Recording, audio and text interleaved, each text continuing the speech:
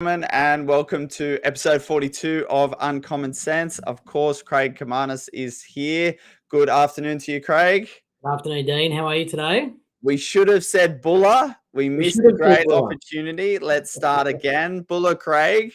Buller, Dean. Lovely to be here, mate. Excellent. We have, if you don't pick up on the Buller, we've been in Fiji last week at a conference, and so we wanted to chat and download about some of the things that we learned and experienced while we were there in the conference. And so obviously the first one is saying Buller to everyone that you possibly can whilst in Fiji. Doesn't matter how far they are or if they're looking up or down at their phone, you still say hello, and the locals all say hello to you. So it's a great hospitality experience. So Craig, 3-day conference. I'm going to throw over to you for the first speaker to tell us a couple of things that you loved about Andy.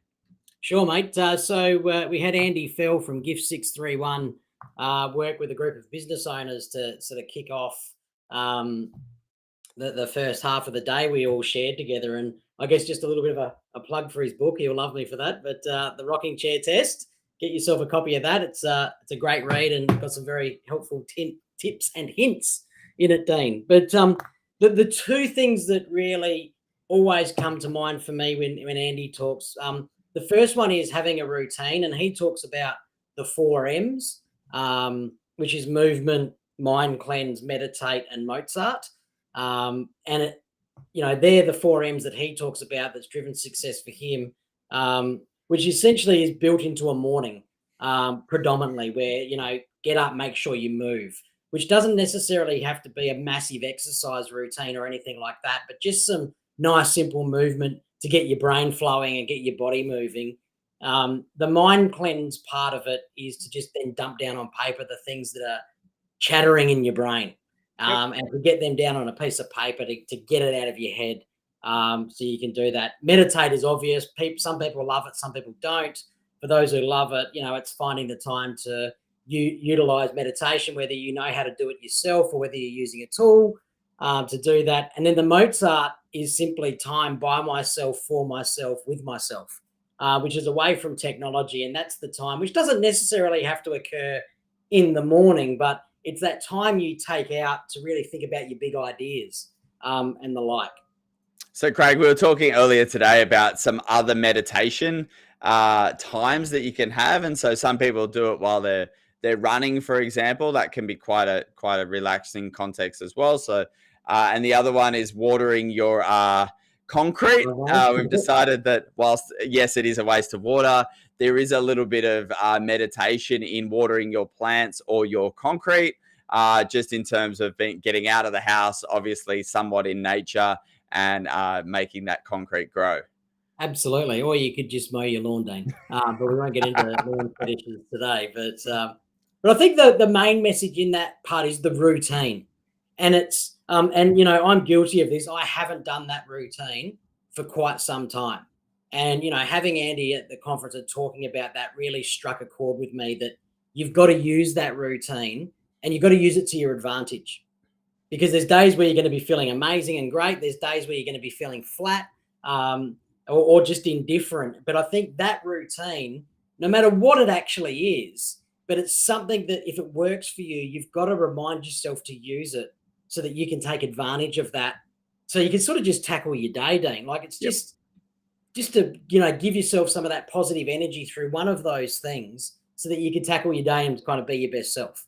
Yeah, it sets you up for the day, I think, in terms of doing that. And I always think about it just in terms of any running that I've done in the past, is that I always said that I need to get the run done in the morning, because I don't know exactly what the rest of the day is going to entail, but I can absolutely control the first moments of my day. And if Anthony McInnes is watching, he's a member of the 5 a.m. club.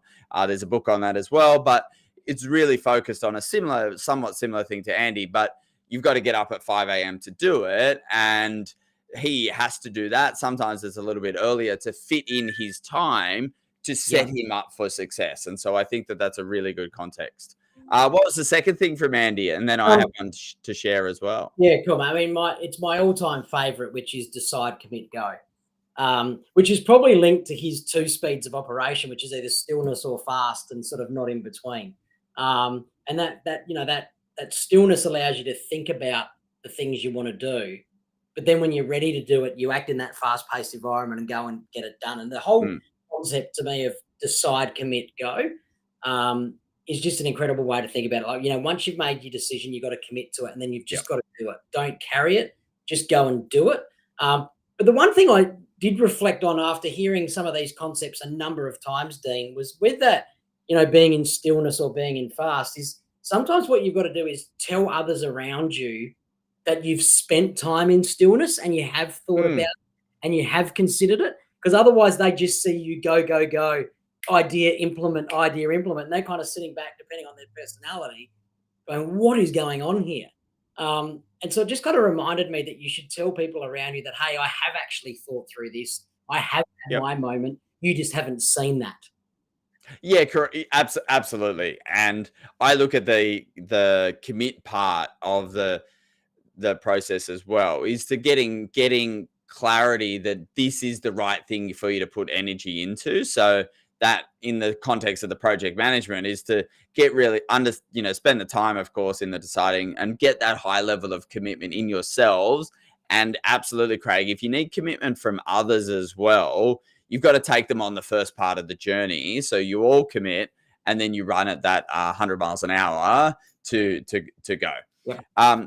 The third thing that I got out of Andy's talk, which I've heard twice now, is he's built this success formula. And so I just want to break down a couple of the elements of it. So the success formula is essentially having goals. We won't focus too much on that, but you've got to have goals. And he has this concept called SMART goals, which you can watch his YouTube video on. But so it's goals plus mindset. So, and he fundamentally believes the mindset is 80 to 90% of the success is linked to the mindset of the individual. And so if we took that as gospel, we would definitely do the things like the 4Ms, because that's all about getting our mindset right. The next part of the formula is high value activity. Sounds obvious, but when you check in your email, I can guarantee for 99% of the people, checking your email is not a high value activity. And so it's goals plus the mindset around your activity times the high value activities. And then the last element, which he's really focused on, is this concept called the debrief. And this is this is my one takeaway in relation to the formula from this time that I saw him, Craig, was continuing the debrief. And when I learned this the first time, I thought it was debrief with others. So you and I were in a meeting with a client, and we get out of the meeting and we're like, Craig, how did you go? How do you think I went? And that is true.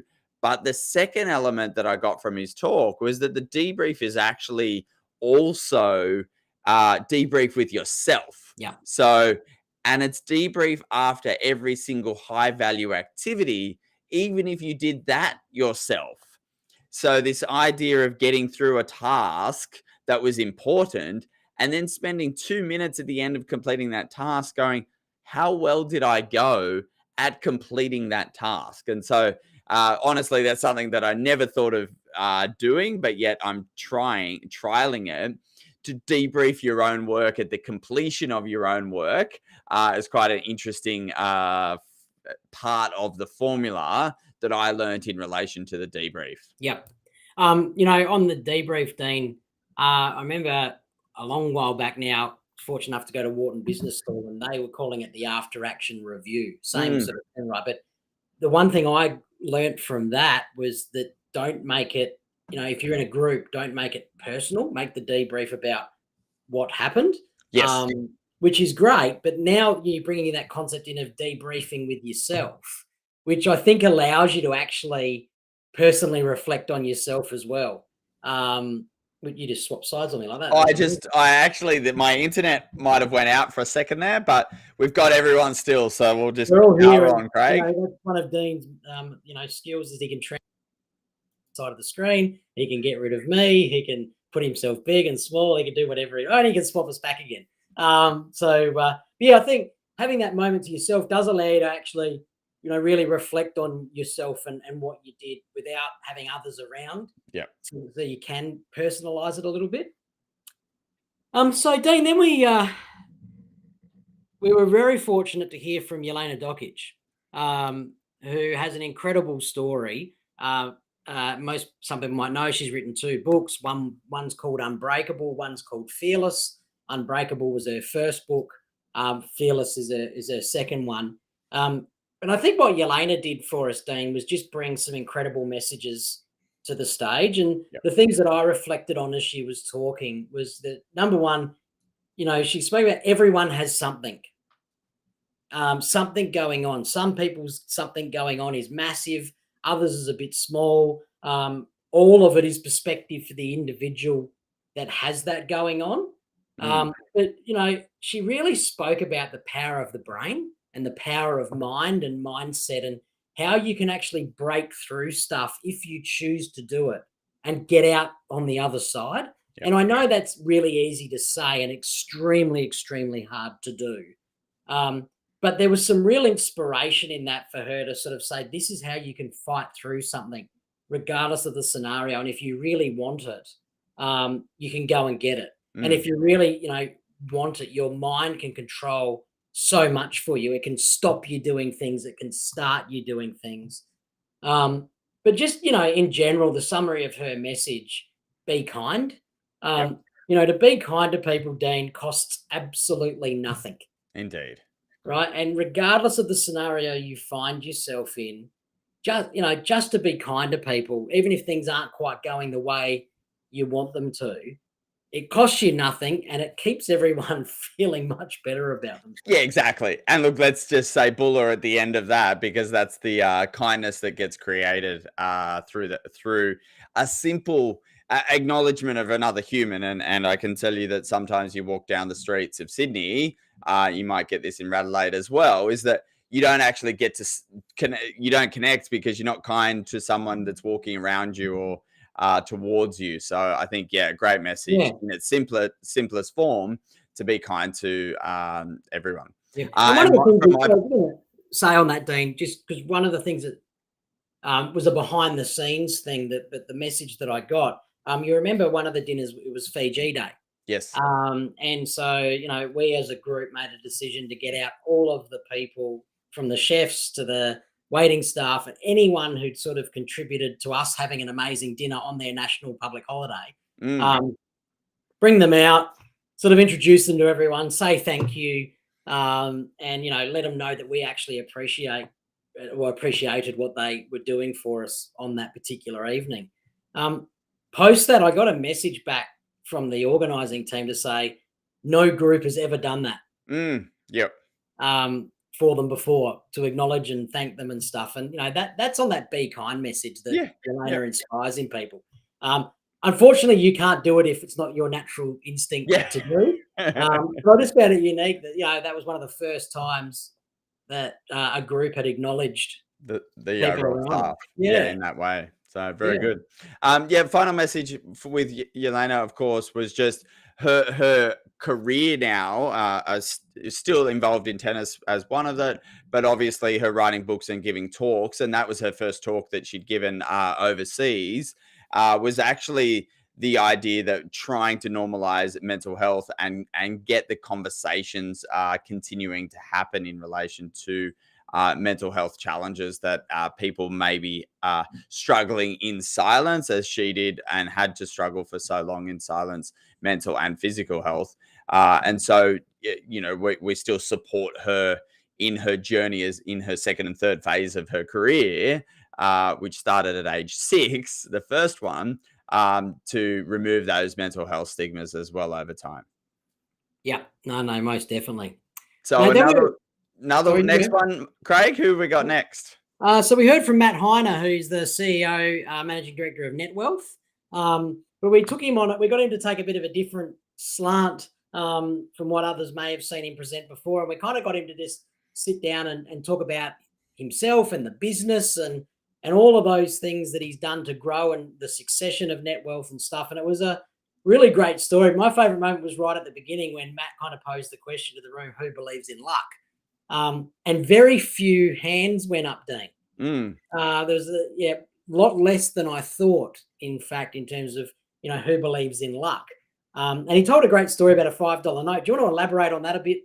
Yeah, of course. So How that- first and foremost, I didn't put my hand up the first time, but towards the end of this particular part of the talk, I wanted to re-put my hand up if you did ask the question again. And so this question of luck was just the example of this $5 note was that there was a $5 note on the ground, and two people walking down the street. One person was on the phone and missed the opportunity to pick up that $5 note. The second person picked up the $5 note and decided that they would go into the local cafe to buy themselves a coffee with the $5 note.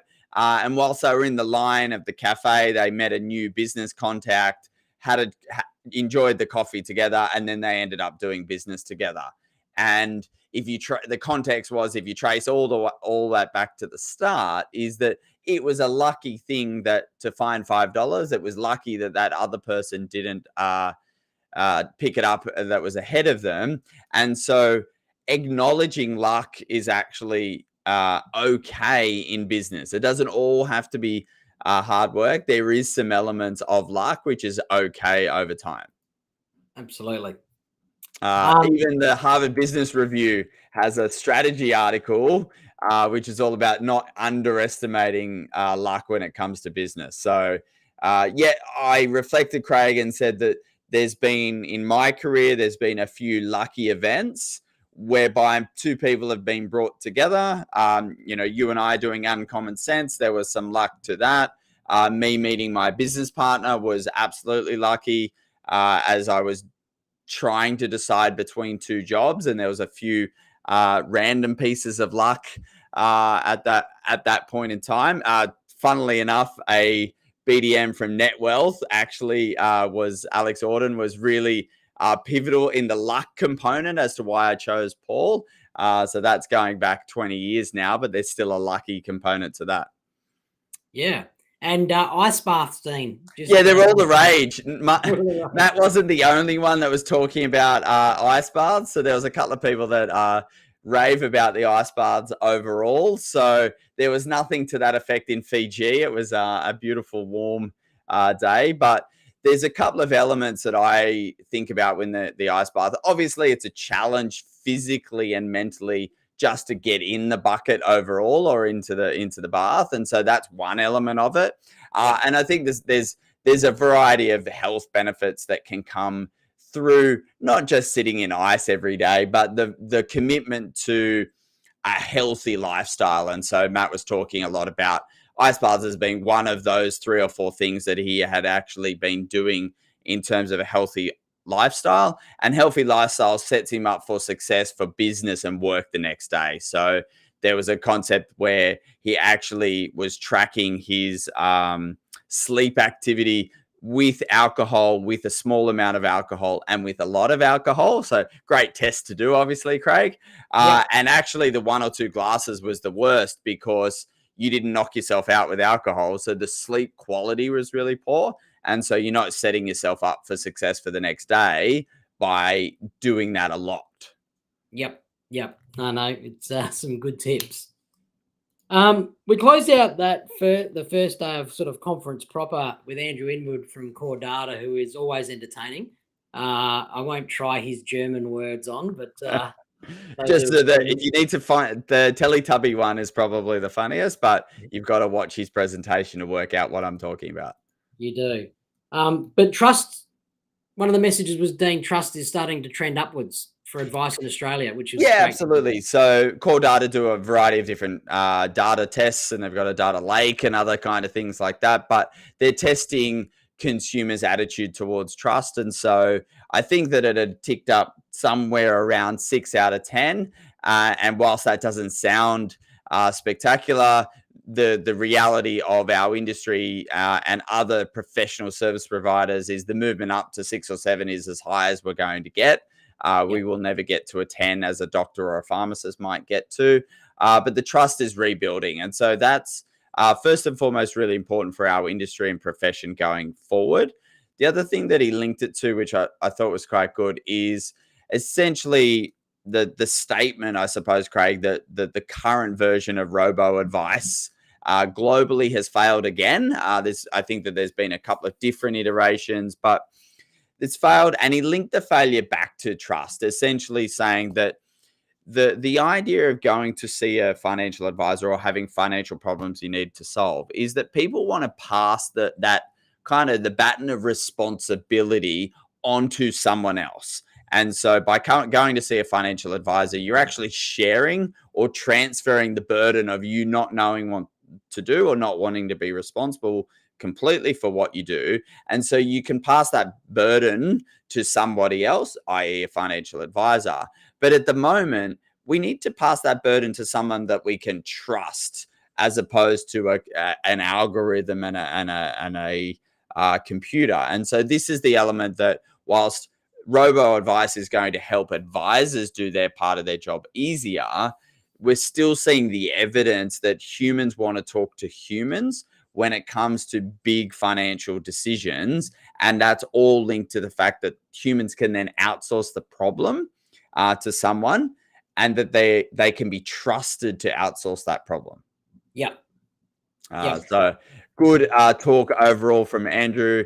Obviously, for anyone that's watched his information recently, the other message, Craig, is a huge amount of data around the decumulation phase that's happening in around retirement and superannuation. And speaking generally, the industry is not quite yet ready for this tsunami, as he says, of retiring people. And that is, financial advisors are busy and therefore not ready to take on hundreds of new clients. But also the industry providers of superannuation and investment products aren't yet fully ready for the onslaught of questions that they are going to have as a result of retiring Australians. And the greatest story that he left just with me that stuck in my head is that with Australian super as an example, it does not matter whether you have 8,000 or $8 million with Australian super, you're treated equally the same. But that is a service issue that has not yet been solved by the industry super funds. Obviously, an opportunity for different financial planning practices, but they haven't even thought about how they may provide different service to different members based on the amount of money that they have invested with Aussie Super, for example. And obviously, that would multiply across every single industry super fund, for example. Yeah. No, good insights. Probably just the one to finish off on, Dean, was Sonia Choi-LaRosa took us through a session on artificial intelligence. The more I watch and hear of that, it continues to blow my mind. She had a chat bot up on the screen, which looked like a human being, but it was her voice talking and sending the message through. So, it just shares the insights into how this can be used. And I think the one thing I picked up from it was, look, it can't be ignored. It needs to be investigated, but I think every business is still different. And, whether businesses choose to use it a little or a lot, I think they need to investigate it and work out how and where and why they do want to use it to take advantage of efficiency. Yeah, absolutely. Sonia gave the example that it's like everyone can now have a personal assistant in their day-to-day work that they do. So that's everyone in the organization can have a personal assistant. But like getting a personal assistant, they don't know what to do on day one. So they've got to shadow you and you've got to teach them. And there's a little bit of the analogy around that with your chat GTP or things like that you've got to train the AI yourself. You've got to learn how to delegate and how to appreciate the responses, and also still put a human lens over it. So just because you ask it something and it gives you an answer, Sonia's things were, first and foremost, it may not be the best answer the first time. So you can actually push back on the AI. It sounds funny, but push back and say, do that again, or make it better, or make it shorter, or make it faster, make it funnier. So you can have this iterative process with the AI. So I thought that was super interesting. And as well, the other thing that came up both from Matt in Net Wealth and Sonia as well is this concept of what's coming in terms of Microsoft Copilot. That was quite an interesting element. I have Copilot on my computer at the moment from a Windows perspective. So it sits over on the side there. and I can start to see some of the interactions in that every time I copy and paste something, it wants to help me review what I've copied and pasted and things like that. So there's already this element that it's coming within the Windows environment. The other one she flagged, which I've got some other information on as well, which is actually just using Bing Chat. So if you use the browser called Edge, which is owned by Windows or Microsoft, sorry, Bing Chat is getting integrated into that, which is just ChatGPT essentially. But the big thing that I've learned recently around that is that your personal data that you might use in Bing Chat is actually kept within the Microsoft environment. It's actually not going back to the general pool and having your information shared and training the AI engine. So it's been a few people that have become aware that they've copied private company information and put it into ChatGPT, which is then training the engine. So if you had some proprietary software that you got it to check, then ChatGPT knows that forever. So there is a bit of an element of making sure you are playing with this technology, but also getting people to help you understand it, so that you're not stepping on areas where you're causing a breach of the Privacy Act or any other breaches in terms of that as well. Yeah, and I was going to say, Dean, for our audience predominantly being financial advisors, putting personal client information into AI is a big no-no. It's a big no-no. Yes, exactly right. So we're not yet able to put an SOA into it and say, can you summarize the SOA into ChatGPT? But there is elements coming that will ring fence that. So the thought bubble is that in the future this is possible, and so this is the element of Copilot as well. Is that Copilot will have essentially read, when it arrives on my computer, it will have read every single email I've ever sent for the last 15 years, essentially, because I've got it all in my Microsoft. So if it has to write a response to an email from a client from using my tone of voice, it has a very good history to learn from, and it just learnt it instantly. That's the most amazing thing as well. It's obviously coming very quick in that regard as well. So whilst we're all just learning how to play in these areas, Craig, I think Sonia's message was to try to have a play, even if it's outside of your work and you need to do meal planning for the family, or you want to organize a holiday, or you just need some ideas on what birthday cake to cook for your kids. You can use this technology the same as Google, but it just gets you exposed to a different way of searching and asking for information. Perfect. Well, mate, that's a great wrap up of our conference experience. There was heaps more, obviously, as well, but that probably is a nice wrap up for today. So, my last Fijian word for the day will be saltatale, which is see you later. So if you're ever in Fiji, they love it when you throw that one out. It's a nice surprise to them. They like repeat customers as well, so that's good. Yes, and Vanaka is thank you. So Vanaka, Craig, and enjoy your afternoon. Thanks, Dean. Bye, everyone. Bye-bye.